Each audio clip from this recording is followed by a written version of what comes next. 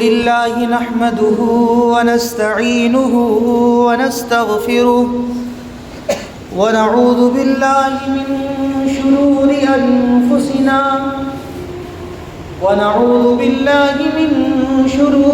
أنفسنا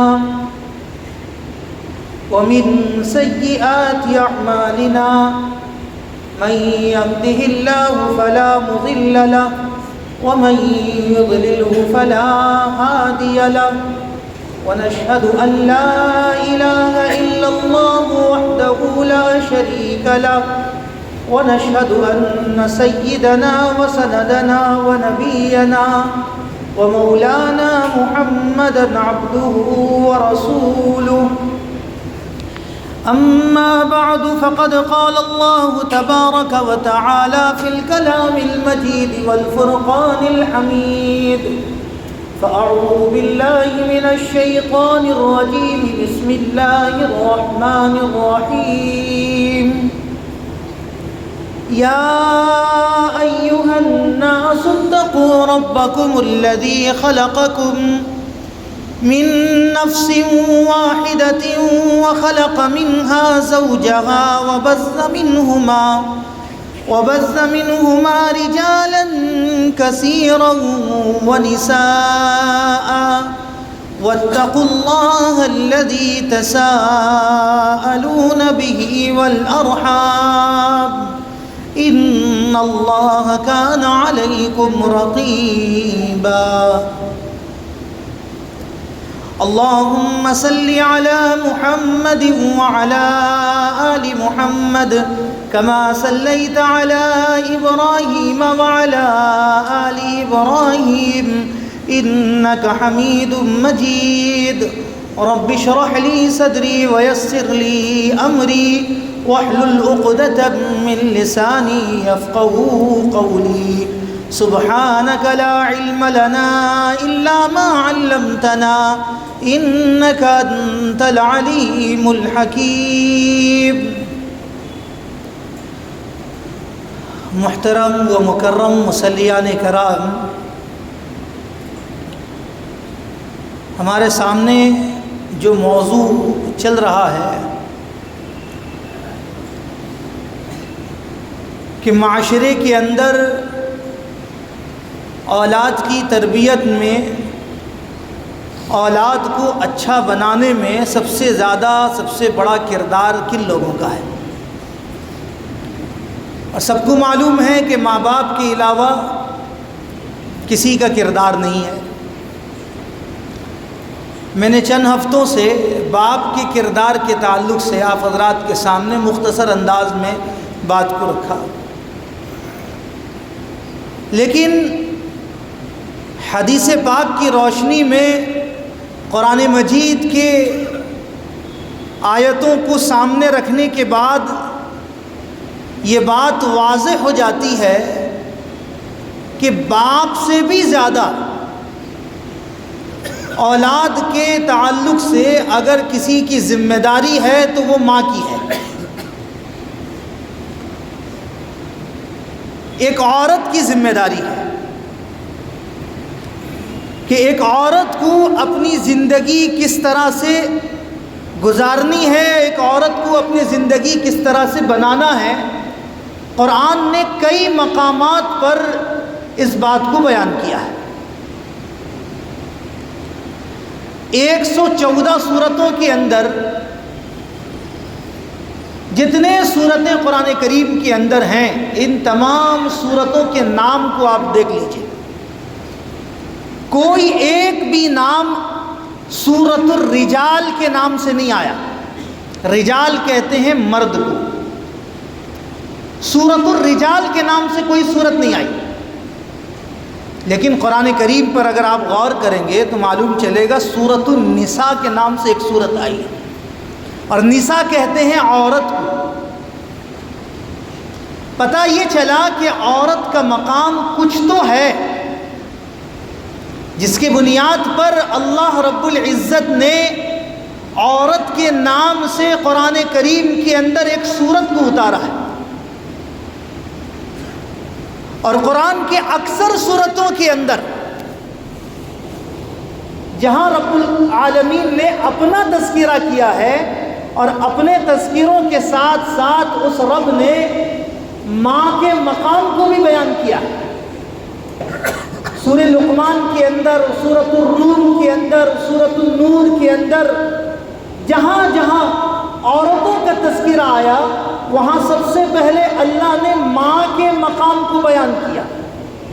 قرآن کے اندر صرف 2 مقامات ایسے ہیں جس مقامات میں اولاد کو یہ تنبیہ کی گئی کہ ماں اور باپ کے دونوں کے جوڑ کو رکھ کر بیان کیا گیا، لیکن اکثر مقامات پہ اولاد کو جہاں تنبیہ کی گئی، معاشرے کو جہاں بتلایا گیا، وہ سب سے پہلے ماں کے حقوق کو بتلایا گیا اور باضابطہ تفصیل کے ساتھ بتلایا گیا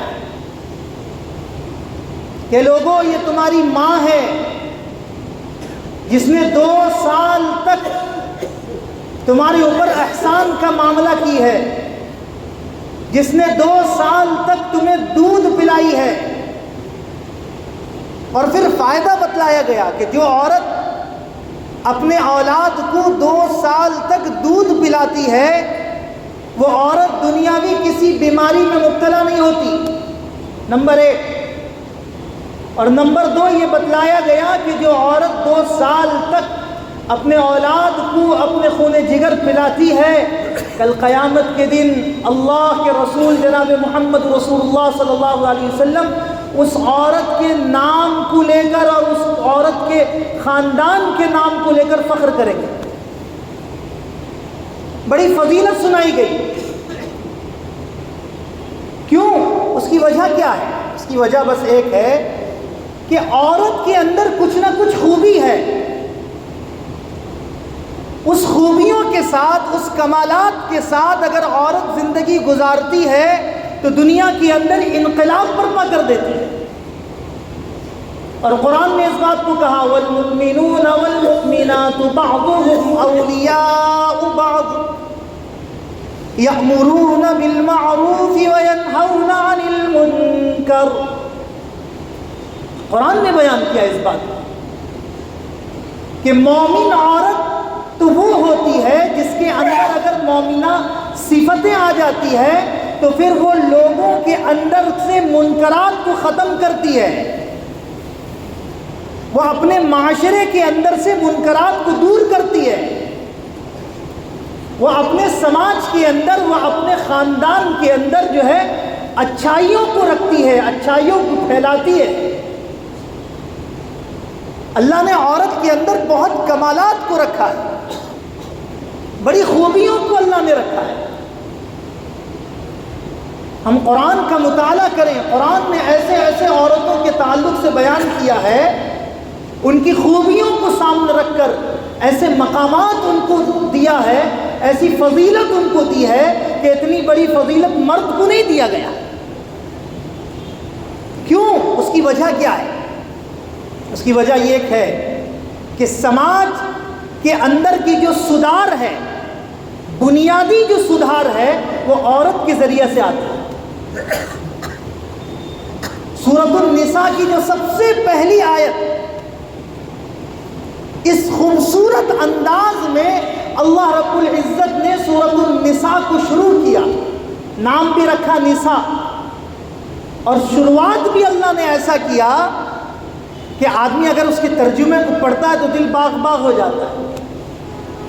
یا ایھا الناس اتقوا ربکم الذی خلقکم من نفس واحدۃ وخلق منها زوجها وبث منہما رجالا کثیرا۔ کیا بہترین نقشہ اللہ نے کھینچا ہے مجھے اور آپ کو سمجھانے کے لیے۔ اگر یہ آیت اگر مردوں کو سمجھ میں آ گیا، یہ آیت اگر عورتوں کو سمجھ میں آ گیا، اللہ کی قسم یہ ساری برائیاں، یہ ساری بدفعلیاں جو آج ہمیں دیکھنے کو مل رہی ہے سب ختم ہو جائیں گی۔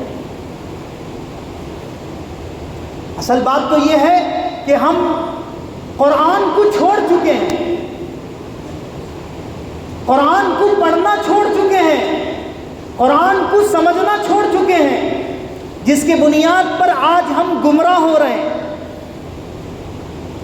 اللہ کے رسول صلی اللہ علیہ وسلم سے ایک صحابی نے پوچھا کہ یا رسول اللہ، آپ بارہا ایک جملہ کہتے ہیں کہ ایک دور ایسا آئے گا کہ میری امت کے اندر دین کے تمام شعبے موجود ہوں گے، اس کے باوجود بھی میری امت کا بڑا طبقہ گمراہیوں میں مبتلا رہے گا۔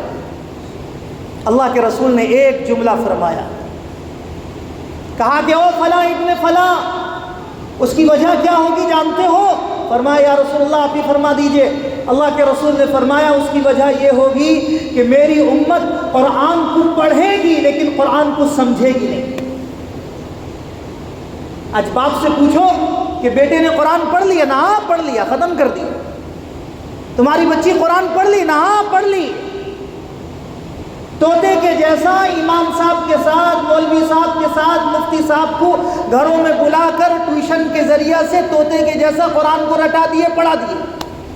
ہم سمجھ لیے کہ ہم بہت بڑا تیر مار دیے، ہم بہت بڑا کام کر لیے، ہماری بچی قرآن پڑھ لی، ہمارا بچہ قرآن پڑھ لیا، بس کہانی ختم۔ قرآن صرف پڑھنے کے لیے نہیں، قرآن سمجھنے کے لیے آیا ہے۔ آج ایک بہت بڑا طبقہ ہے جو اپنے آپ کو ایجوکیٹڈ سمجھتا ہے، جو اپنے آپ کو پڑھا لکھا سمجھتا ہے، لیکن کس بنیاد پر؟ دنیاوی تعلیم کو حاصل کرنے کے بعد وہ سمجھتے ہیں کہ ہم بہت بڑے ایجوکیٹڈ ہیں۔ یاد رکھیے قرآن نے جو بیان کیا ہے، ایجوکیٹڈ وہ ہے، بہترین آدمی وہ ہے، اچھا انسان وہ ہے، لائق مند فائق انسان وہ ہے جو قرآن کو سمجھائے۔ جس نے قرآن کو نہیں سمجھا وہ کچھ نہیں ہے، وہ چاہے کتنا بھی بڑا ڈگری لے کر بیٹھا ہوا ہو، کتنا بھی بڑا وحدہ لے کر بیٹھا ہوا ہو، قرآن سے بڑھ کر نہیں ہے۔ اللہ نے مقام سمجھایا ہے۔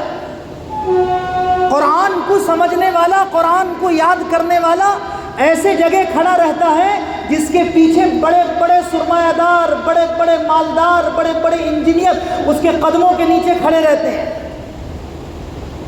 جب تک وہ رکوع سے سجدے سے اٹھتا نہیں تب تک اس کی تابع کی جاتی ہے۔ کیوں؟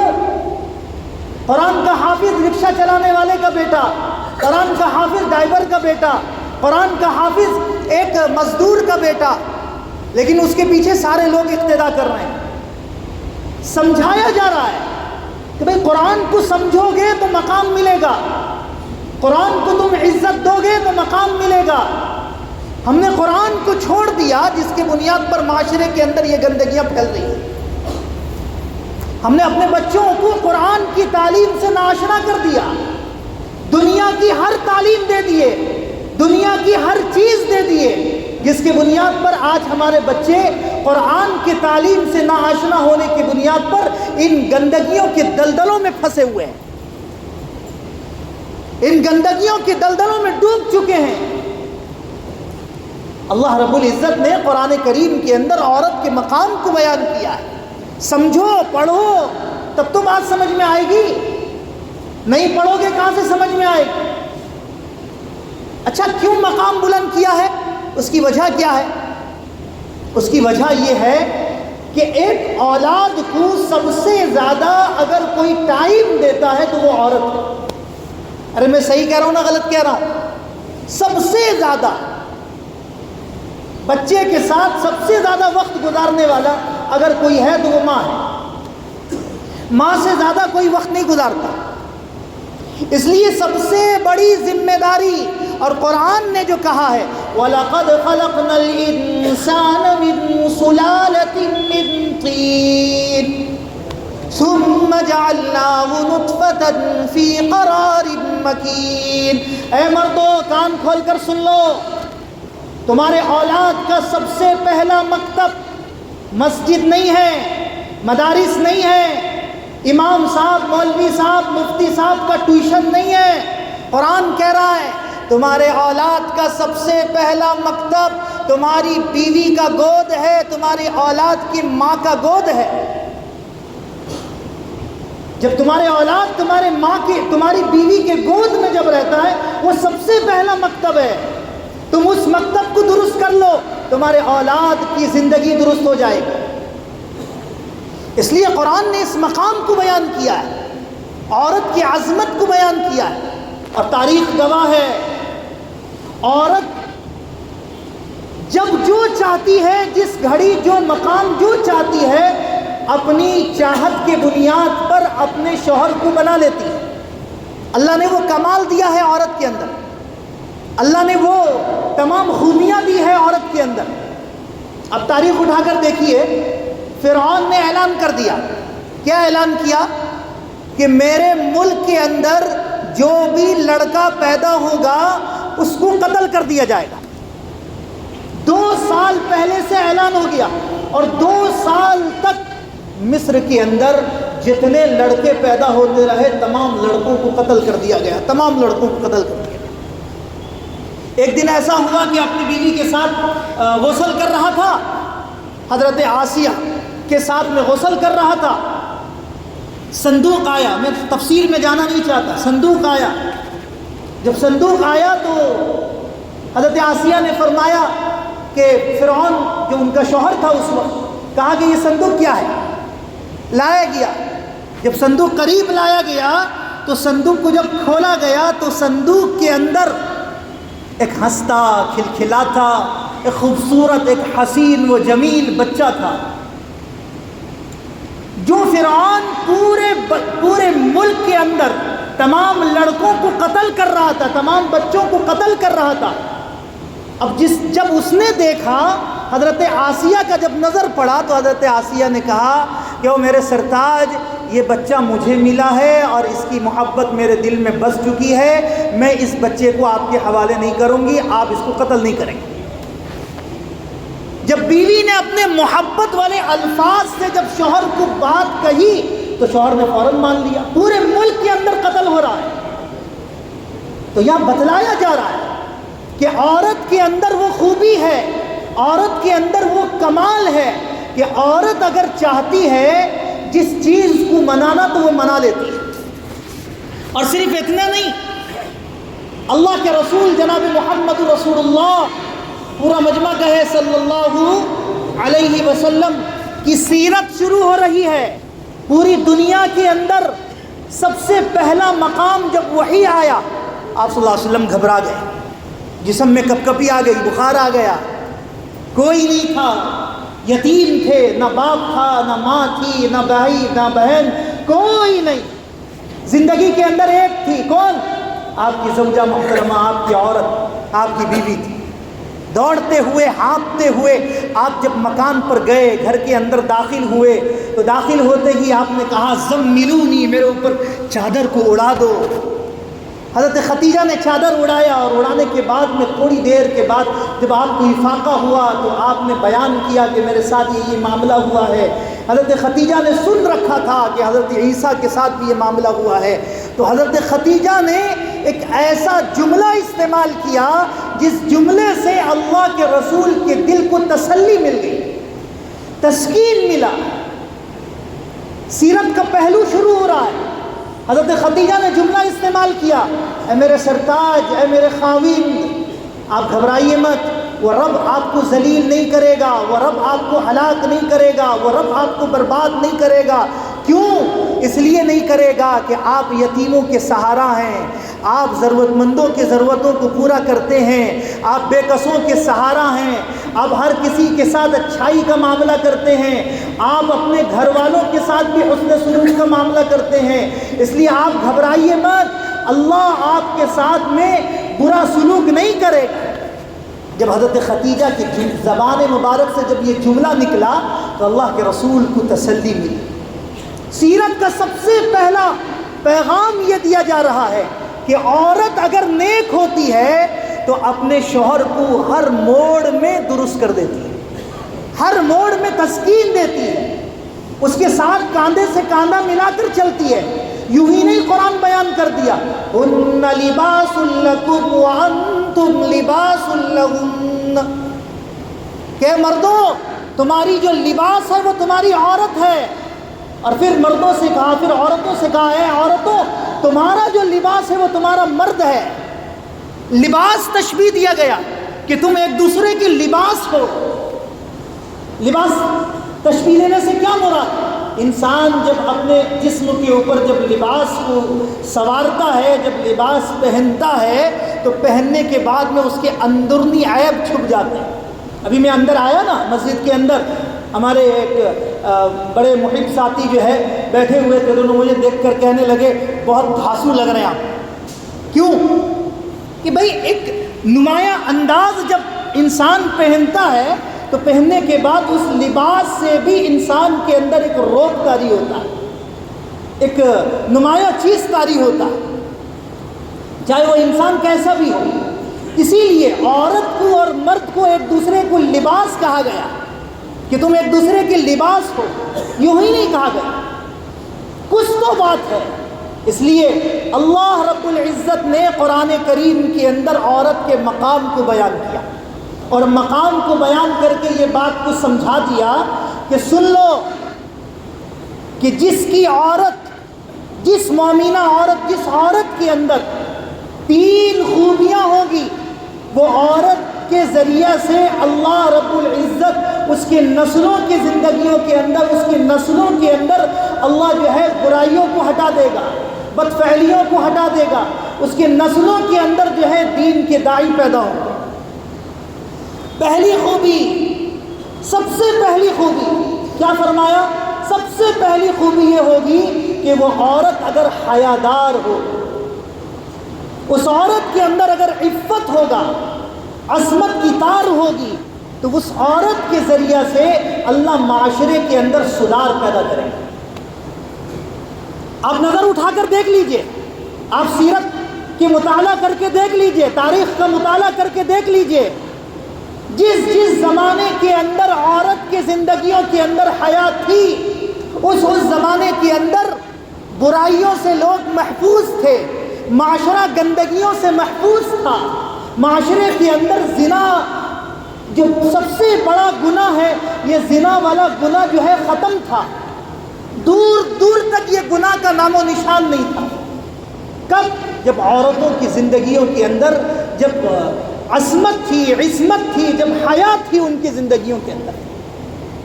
ابھی جب عورت کے تعلق سے جب پردے کی آیت نازل ہوئی نا، حضرت عائشہ رضی اللہ تعالی عنہا، آپ کے تعلق سے مشکات کی حدیث ہے، آپ ایک روایت ہے کہ حضرت عائشہ رضی اللہ تعالی عنہا اس زمانے میں جب اولاد پیدا ہوتے تھے تو اولاد کے پیدا ہونے کے بعد میں لوگ اپنے بچوں کو دوسرے کے حوالے کر دیتے تھے دودھ پلانے کے لیے۔ مائیں دودھ نہیں پلاتی تھیں، موسمی اعتبار سے مائیں جو ہے دودھ نہیں پلاتی تھی۔ جب حضرت عائشہ پیدا ہوئی تو ان کو بھی دوسرے کے حوالے کر دیا گیا، تو جس عورت نے ان کو دودھ پلایا تھا اس کا دیور اللہ کے رسول صلی اللہ علیہ وسلم کی موجودگی میں مدینۃ المنورہ میں حضرت عائشہ سے ملنے کے لیے آئے۔ ابھی پردے کی آیت نازل ہوئی تھی، حضرت عائشہ کو خبر دیا گیا کہ جس عورت نے تمہیں دودھ پلایا تھا اس کا دیور یعنی اس کے شوہر کا بھائی تم سے ملنے آیا ہے، تمہارا چچا ہے، ملنے آیا ہے۔ حضرت عائشہ نے جواب کیا دیا معلوم ہے؟ امت کو سمجھانے کے لیے، میں اپنے انداز میں کہہ رہا ہوں، ایک بہت بڑا پیغام دیا۔ حضرت عائشہ نے فرمایا کہ میں اس وقت تک نہیں ملوں گی۔ کیوں نہیں ملیں گی آپ؟ کہ میں اس لیے نہیں ملوں گی کہ مجھے اس شریعت کا پتہ نہیں ہے کہ میں جس مذہب کو، میں جس شریعت کو مان چکی ہوں، اس شریعت کے اندر دودھ میں جس عورت سے دودھ پی ہوں اس کا دیور میرے لیے جائز ہے یا ناجائز ہے، میرے لیے محرم ہے یا غیر محرم ہے۔ اللہ کے رسول تک پیغام گیا، اللہ کے رسول نے فرمایا ہاں وہ آپ کے لیے جائز ہے، وہ آپ کے لیے محرم ہے۔ تب جا کر حضرت عائشہ نے ان کو اپنے کمرے پہ بلایا، تب جا کر ان سے بات کی، امت کو یہ پیغام دیا کہ لوگوں، کوئی بھی آ جائے اور کہہ دے کہ میں تمہارے شوہر کا دوست ہوں، میں تمہارے شوہر کا فلاں ہوں، میں تمہارے گھر کا فلاں ہوں، میں تمہارے لیے جو ہے بھائی ہوں، دیور ہوں۔ آج معاشرہ اتنا عام ہو گیا ہے کہ دیور سے پردہ جو ہے لوگ عیب سمجھتے ہیں۔ دیور سے کیا پردہ؟ دیور سے کس چیز کا پردہ؟ یہ تو میرے شوہر کا دوست ہے، یہ تو میرے شوہر کا بھائی ہے، اس سے کیا پردہ کیا جائے؟ اس کو جو ہے لوگ ایک عیب سمجھتے ہیں۔ ارے یہ کیسی عورت ہے جو اپنے شوہر کے بھائی سے پردہ کر رہی ہے، یہ پرانے زمانے کی عورت ہے، یہ اس زمانے میں جی نہیں پائے گی۔ لوگ اس عورت کو تانا دیتے ہیں۔ یاد رکھیے، حیا ایک ایسی دامن ہے، حیا ایک ایسی دامن ہے، جس عورت نے حیا کو اپنے زندگی کے اندر اپنا لیا، خدا کی قسم، خدا کی قسم، اس کی نسلیں کبھی گمراہ ہو نہیں سکتی، اس کی نسلیں کبھی گناہ کی طرف جا نہیں سکتی۔ عید کی رات ہے، چاند رات ہے، اللہ کے رسول صلی اللہ علیہ وسلم کے بعد حضرت فاطمہ الزہرا رضی اللہ تعالی عنہا آئیں کسی کام سے، دوسرے دن عید ہے۔ اللہ کے رسول نے فرمایا، میری لخت جگر، میری نور نظر، چاند دیکھ لی؟ اللہ کے حضرت فاطمہ نے فرمایا کہ ابا جان، میں نے حضرت علی کے زبان سے سنی ہو کہ چاند نکل چکا ہے، اس لیے عید کی تیاری کر رہی ہوں۔ اللہ کے رسول نے فرمایا، تم نے نہیں دیکھا؟ فرمایا، یا رسول اللہ، ابو جان میں نے نہیں دیکھا۔ کیوں نہیں دیکھی بیٹی؟ ابو جان اس لیے نہیں دیکھی کہ میرا ضمیر مجھے جواب دیا کہ اے فاطمہ، جب تو چاند پر نظر رکھے گی، اس وقت کوئی نہ کوئی غیر محرم بھی چاند پر نظر رکھتا ہوگا، تیری نظر اور غیر محرم کی نظر ایک جگہ جمع ہو جائے گی۔ اللہ کے رسول، مجھے یہ بات گوارا نہیں کیا، اس لیے میں نے چاند نہیں دیکھی۔ اسے کہتے حیا۔ آج جو ہم رو رہے ہیں نا کہ ہمارے معاشرے کے اندر ارتداد پھیل چکا ہے، ہمارے معاشرے کے اندر اتنی برائیاں پھیل چکی ہے، پردے میں آنے کے باوجود بھی ہماری ماں بیٹیاں جو ہے بے پردہ پھر رہی ہیں، اس کی سب سے بڑی وجہ یہ ہے کہ ہم اپنے گھروں کے اندر اپنی ماں اور بیٹیوں کے ہاتھ میں ننگی تصویر کی چیزیں، ہم سب سے بڑا شیطان ہم نے ان کے ہاتھوں میں دے دیا۔ میں اپنی طرف سے ایک جملہ کہتا ہوں، وہ باپ دیوس ہے، سن لیجئے کان کھول کر، وہ باپ دیوس ہے، دیوس ہے جو باپ اپنی بیٹی کے ہاتھ میں موبائل دیتا ہے۔ اور اس سے بڑا جملہ سن لیجئے، پکڑنا ہے پکڑ لیجئے مجھے، جو بولنا ہے بول لیجئے، لیکن معاشرے پہ نظر رکھ کر بولیے۔ جو باپ اپنی بیٹی کے ہاتھ میں موبائل دیتا ہے، کان کھول کر سن لو، کسی کو تکلیف ہوتا تو ہونے دو۔ جو باپ اپنی بیٹی کے ہاتھ میں موبائل دیتا ہے، جوان بیٹی کے ہاتھ میں، گویا کہ وہ باپ اپنی بیٹی کے ہاتھ کو پکڑ کر زنا کے اڈے میں لے کر ڈال رہا ہے۔ کیوں؟ اس کی وجہ کیا ہے کہ تم نے تو موبائل دے دیا، اب موبائل کو لینے کے بعد میں وہ رات کی تنہائیوں میں کیا کر رہی ہے تمہیں کیا معلوم؟ جس سوشل میڈیا کے زمانے میں اور آپ ہیں، ہمیں معلوم ہے کہ وہ سوشل میڈیا کے اندر کیا کیا چیزیں ہو رہی ہے، کیا کیا ہو رہا ہے۔ اسلام کے دشمن اسلام کو ختم کرنے کے لیے کیا کیا حربیں اختیار کر چکے ہیں۔ موبائل کھولیے، قرآن پڑھ رہے ہیں، قرآن پڑھتے پڑھتے اچانک ایڈ آ رہا ہے، نیچے قرآن ہے، اوپر ایڈ کس کی ہے؟ ایک فیرن لبری کا جو ہے ایڈ ہو رہا ہے، اس کی ایڈ کون دے رہی ہے؟ ارے بولو نا ذرا، کون دے رہی ہے؟ عورت۔ نیچے حدیث پڑھا جا رہا ہے، موبائل میں حدیث پڑھی جا رہی ہے، اور اس حدیث کے پڑھتے پڑھتے اچانک جو ہے ایک ایڈ آ رہا ہے، اللہ اکبر۔ اور کیسی ایڈ؟ بالکل برہنہ ایڈ آ رہا ہے۔ یوٹیوب کے اندر بیان سن رہے ہیں، کس کا؟ ماشاءاللہ اتنے بڑے اللہ والے کا بیان سن رہے ہیں، اتنے بڑا بہترین تفسیر سن رہے ہیں، اور اچانک تفسیر سنتے سنتے سنتے سنتے ایک ایسا ایڈ آ گیا، آدمی کا دماغ وہاں چلا گیا۔ ارے جاتا نہیں جاتا؟ ہاں، اس لیے کہا جا رہا ہے میرے بھائیوں، اپنی عورت کی زندگی کو، اپنے گھرولی زندگی کو اگر پاکیزہ بنانا ہے تو یاد رکھو، اپنے گھروں کے اندر سے موبائل کو نکالو مت، اپنی ماں اور بیٹیوں کے ہاتھوں سے موبائل کو چھین لو۔ نکالنا دور کی بات ہے، کیونکہ آج موبائل ایک ایسی چیز ہو گیا ہے کہ لوگ موبائل کے بنا جو ہے زندگی ان کے لیے مشکل ہو گیا۔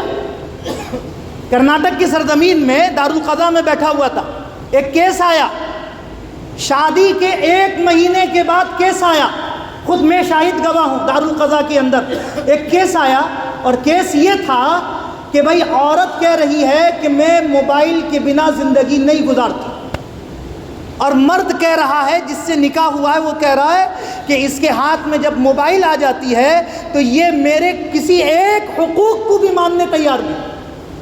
دارالقضاء کے اندر کیونکہ میں قاضی تھا تو میں نے پوچھا کہ اللہ کی بندی، تیری زندگی جو ہے ایسے ککار میں کھڑی ہے، اب تیری زندگی بربادی کے دہانے میں کھڑی ہے، تجھ سے ایک ہی سوال کر رہا ہوں۔ کہنے لگی کیا سوال؟ میں نے کہا کہ اللہ کی بندی موبائل چھوڑ دے یا پھر شوہر چھوڑ دے، دونوں میں سے کسی ایک چیز کو تجھے چھوڑنا پڑے گا۔ جانتے ہیں کیا جواب تھا اس کا؟ میرے پیروں کے نیچے زمین کھسک گئی۔ کہنے لگی حضرات شوہر کو چھوڑ سکتی ہوں لیکن موبائل نہیں چھوڑ سکتی، شوہر چھوڑ سکتی ہوں لیکن موبائل نہیں چھوڑ سکتی۔ میں نے کہا طلاق ہو جائے گا، نہ ہونے دو، اس کے جیسے 1000 مل جائیں گے۔ اب بتائیے یہ غلطی کس کی ہے؟ کس مولوی کی غلطی ہے؟ کس شخص کی غلطی ہے؟ یہ اس ماں کی غلطی ہے، اس باپ کی غلطی ہے جس باپ نے اپنے محنت کی کمائی سے پیسوں کو کما کر اور موبائل خرید کر اپنی بیٹی کے ہاتھ میں دیا ہے۔ وہ باپ اگر خون کی بھی آنسو رو رہا ہے تو بھی اس کے لیے کم ہے۔ رونا چاہیے ایسے باپ کو خون کی آنسو، کیوں کہ اس نے اپنی بیٹی کے ہاتھ کو پکڑ کر زینے کے دہانے میں لا کر کھڑا کر دیا۔ اس لیے میرے بھائیوں، معاشرہ سدھرے گا تو ایک چیز کی بنیاد پر سدھرے گا، وہ کیا ہے کہ ہم اپنی گھر کی عورتوں کی زندگی کو بہتر بنانے کی کوشش کریں، قرآن نے جو پیغام دیا ہے اس کے مطابق زندگی گزاریں۔ اللہ سے دعا فرمائیں کہ اللہ تعالیٰ مجھے بھی اور آپ کو بھی کہنے سے زیادہ عمل کی توفیق عطا فرما دے۔ وما علینا الا البلاغ۔